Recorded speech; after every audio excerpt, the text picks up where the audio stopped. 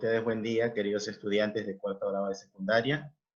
El día de hoy vamos a desarrollar un tema en el área de ciencias sociales, un tema muy importante que lleva como título la República Aristocrática.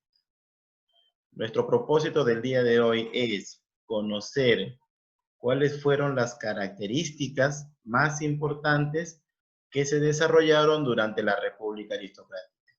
Especialmente vamos a analizar ya el aspecto económico de esta república aristocrática.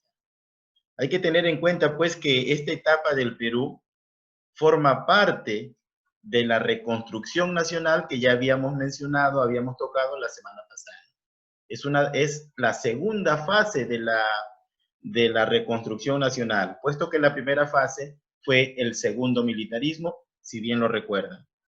Entonces, ahora nosotros vamos a mencionar cuáles fueron esos aspectos más resaltantes que se desarrollaron durante esta segunda fase denominada República Aristocrática. Se inició a partir del año 1899, ¿no? Recuerden ustedes que en esa época había culminado el gobierno de Nicolás de Piérola, y culmina el año de 1919. Aproximadamente 20 años dura esta etapa denominada de la República Aristocrática. En estos 20 años, los gobernantes que llegaron a gobernar nuestro país, valga la redundancia, tenían como característica todos ellos de que eran personas adineradas, con mucho poder económico, pertenecían a una oligarquía o a una clase selecta en la cual estaba dominada por ciertos apellidos, ¿no? Con mucho poder. Por ejemplo, López de Romaña, Manuel Candamo, José Pardo Ibarreda, mucho ojo con este presidente que gobernó durante la República Aristocrática, una persona con mucho poder económico, un oligarca, Augusto B. Leguía, Guillermo Billinghurst, Óscar Benavides y nuevamente un segundo gobierno de José Pardo Ibarreda, ¿no? Coincidentemente, pues nuestro colegio lleva este nombre de este presidente. Entonces, jóvenes, vamos a analizar por partes, ¿no? Ya les había dicho que forma parte de la reconstrucción nacional, esta etapa, pues, de la República Aristocrática. Vamos a mencionarlo específicamente acá. Hemos dicho, pues, que en esta segunda fase de la reconstrucción nacional gobernaron presidentes con mucho poder económico, presidentes que ya no eran militares, sino civiles, oligarcas, porque pertenecían a una clase selecta. Es más, se dice que el Perú estuvo gobernado en esta época de la reconstrucción nacional por 40 familias que eran las más poderosas del Perú. Y una característica, jóvenes, de esta etapa denominada la República Aristocrática es que el Perú fue controlado y fue gobernado justamente por estos oligarcas, estas personas con mucho poder. Nadie más que no fuera parte de estas 40 familias tenían acceso a poder gobernar o a poder dirigir nuestro país. Solamente estuvo gobernada, vuelvo a repetir, por estas familias poderosas que pertenecieron, por cierto, a un partido político denominado el Partido Civil. Por lo tanto, también se le conoce a esta etapa como el segundo civilismo, porque todos los que gobernaron pertenecían a un mismo partido político, ¿no?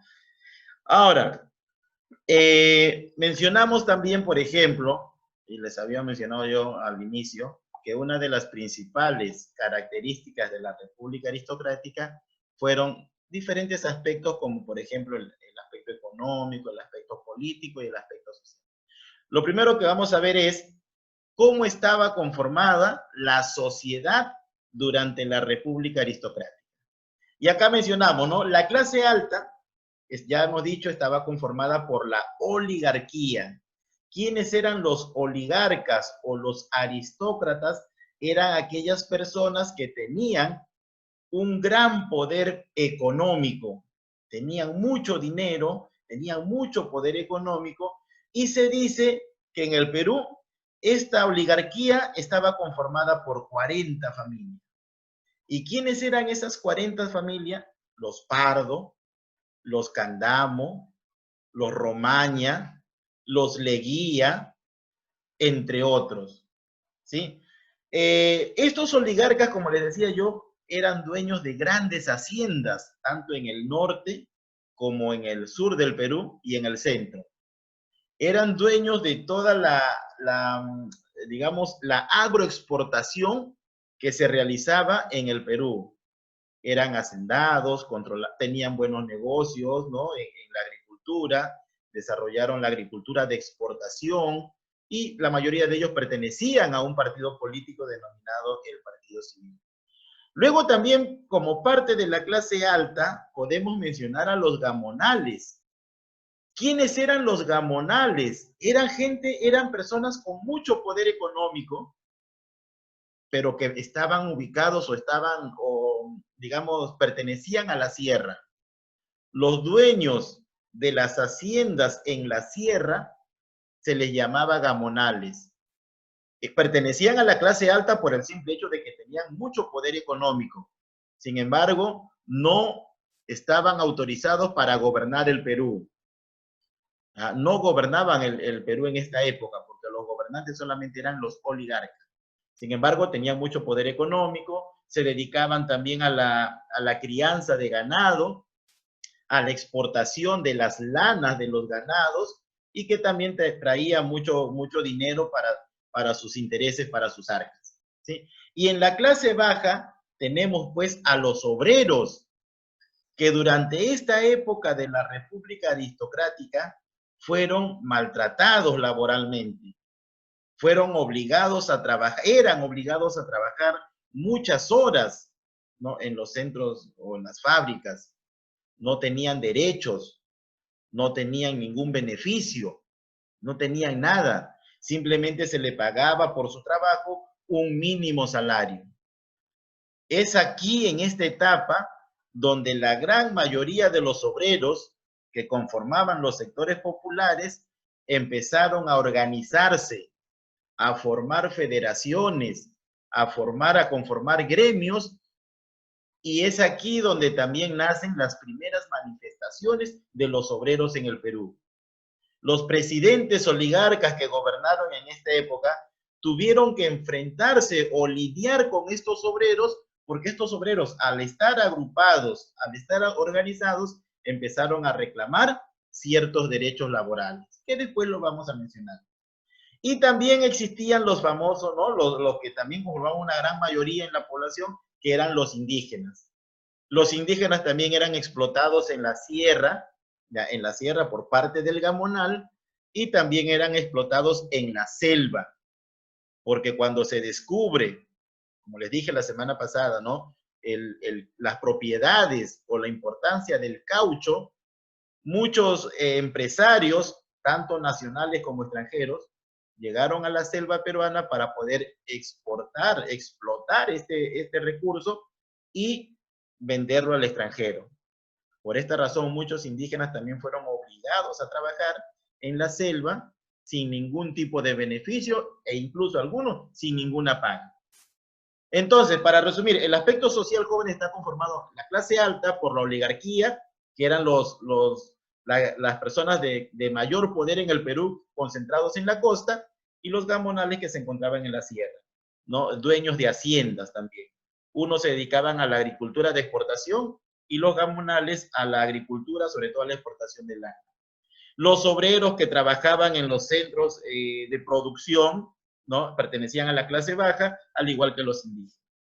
Ahora, pasamos a ver cómo estaba organizado el aspecto económico, ¿no? La parte económica durante esta etapa de la República Aristocrática. Vemos acá en este mapa, miren, si ustedes pueden notar en este mapa del Perú, que no es como el que es ahora, ¿no? No es como nuestro mapa actual. Miren la diferencia de esa época, del inicio del siglo XX, cómo era nuestro territorio y cómo es el mapa actual. Vemos que este de acá es un poco más grande, más extenso que el que tenemos ahora. ¿Por qué? Porque hemos perdido hoy en día, miren, todo este territorio de selva, de llanura amazónica, hemos perdido esta otra parte de selva, hemos perdido por acá otra parte de selva. ¿Y por qué razón nosotros en esta época de la República Aristocrática perdimos tantos territorios. Ojalá lo hubiéramos tenido hasta el momento, ¿no? Pero nuestra historia nos dice que no supimos capaz de defender y de proteger nuestra soberanía. Y esto recae pues en nuestros presidentes. Vemos acá, por ejemplo, que en el aspecto económico, el Perú económicamente se dedicaban a diversas actividades. Las principales actividades económicas, por ejemplo, acá tenemos la caña de azúcar y el algodón. Agricultura.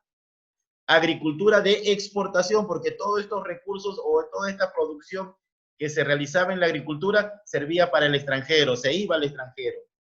La agricultura entonces fue una de las actividades económicas más importantes que hubo en aquella época, porque todo servía para la exportación.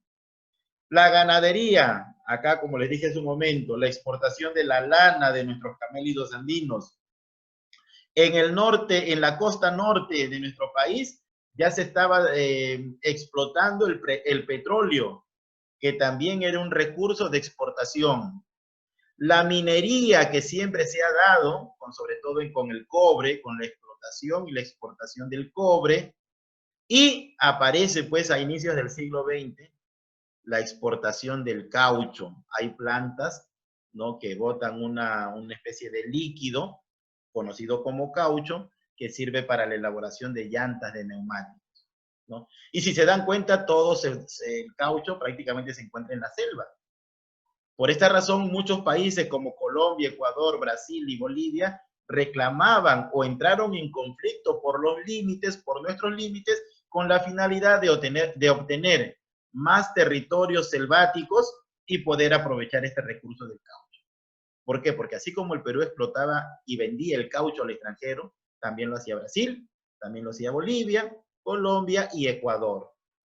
Una de las razones por la cual el Perú pierde sus territorios fue por los conflictos o los problemas limítrofes entre Perú y nuestros países vecinos. Felizmente, ¿no?, que Chile no tenía selva, porque si de repente su territorio estaba conformado por selva, quizás también nos hacía problemas por nuestros límites. Pero aún así, teníamos dos territorios que recuperar, que eran Tacna y Arica, que durante esta etapa de la República Aristocrática también lo perdimos, porque estas dos provincias tenían que regresar a nuestro territorio peruano. Sin embargo, perdimos Arica y recuperamos Tacna, ¿sí? Pero dentro de lo que es el aspecto económico, jóvenes, ya les menciono que fueron las principales actividades económicas: la agricultura de exportación, la ganadería de exportación, la minería con el petróleo y el cobre, y el caucho, ¿no?, en la selva.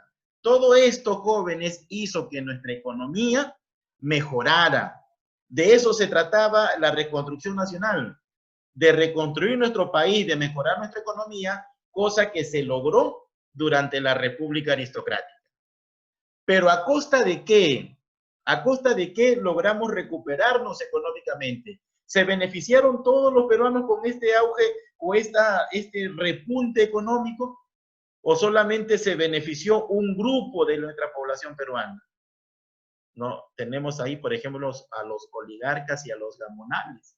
¿Ustedes creen, jóvenes, que se beneficiaron con este auge económico, con este mejoramiento económico, los obreros y los indígenas? A costa de que también perdimos muchos territorios por los problemas limítrofes que tuvimos con todos estos países vecinos, ¿no? Hay un tema para analizar, ¿no? ¿Hicieron bien o hicieron mal su trabajo estos presidentes oligarcas? Pasamos a hablar ahora, jóvenes, sobre uno de los presidentes. Vamos a hablar de uno de ellos, ya vamos a enfocarnos a hablar de José Pardo Ibarreda. Saben ustedes que nuestro colegio lleva el nombre de José Pardo Ibarreda. Saben ustedes que José Pardo Ibarreda entonces fue un presidente que pertenecía a la aristocracia peruana, un oligarca, una persona con mucho poder. En este gobierno, ojo, José Pardo Ibarreda tuvo dos gobiernos, de 1904 a 1908. En este primer gobierno,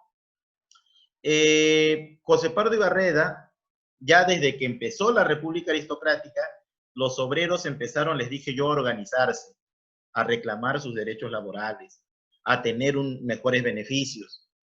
Y José Pardo Ibarreda, una de las formas de tener a la población obrera tranquila, ¿no? O sin tantos reclamos, fue crear muchos colegios para la clase popular, para los obreros, para los indígenas. Su gobierno generalmente se constituyó en la creación de varios colegios, de muchos colegios, ¿sí? Dentro de ellos también crea él, por ejemplo, la primera escuela normal de varones, que es la primera escuela para formar profesores. Y durante su gobierno, al crear varios colegios José Pardo Barreda en todo el Perú, costa, sierra y selva, declaró mediante ley la enseñanza de la educación primaria obligatoria y gratuita. Ya, una de las cosas más importantes del gobierno de Pardo fue que él declaró a la educación primaria como una educación obligatoria para todos los niños y además gratuitas. ¿Ya? Ahora, José Pardo Barreda termina su gobierno y luego tiene una segunda etapa. ¿Ya? Y en esta segunda etapa ya los obreros seguían descontentos, ¿no? Estaban más descontentos de lo que había pasado antes. Así que cuando José Pardo Barreda asume su segundo gobierno, ya la población obrera, la agrupación, ¿no? La Federación de Obreros, que ya estaban organizados, empezaron a hacer huelgas, empezaron a hacer reclamos para mejores tratos. Y en esta segunda etapa del gobierno de José Pardo Barreda, su política de gobierno se centró sobre todo en tratar de solucionar el problema de los obreros. Y en este contexto, José Pardo Barreda da muchas leyes a favor de los obreros. Por ejemplo, una de ellas fue que dio la jornada laboral de 8 horas de trabajo en el Perú. ¿Por qué? Porque antes los obreros no tenían una hora de salida. Tenían una hora de entrada al trabajo, pero no tenían horas de salida. Podían trabajar 8, 10, 12 horas. Es más, no tenían ni siquiera un descanso durante la semana. Trabajaban de lunes a domingo. Y otra de las leyes que da José Pardo Barreda durante su gobierno, su segundo gobierno, fue pues que deberían de tener un descanso obligatorio, en este caso sería los domingos. Gracias a estas manifestaciones de los obreros, es que José Pardo Barreda da 2 leyes que benefician a los trabajadores obreros. Las 8 horas de trabajo y el descanso obligatorio dominical. Ahora, el obrero iba a tener un día a la semana para descansar, que generalmente sería el domingo. Y si se dan cuenta, su gobierno de Pardo fue de 1915 a 1919, y durante este lapso se crea el Colegio José Pardo Barreda. Saben ustedes que nuestro colegio se creó en el año de 1918, justamente durante esta etapa donde él prioriza la educación y prioriza los problemas obreros. ¿Sí, jóvenes? Ahora, para culminar, yo quiero que ustedes desarrollen y presenten estas 4 preguntas que están acá en la imagen, ¿ya? Para poder evidenciar sus trabajos relacionados a este tema. Eso es todo, jóvenes. Nos vemos hasta la próxima clase. Chao.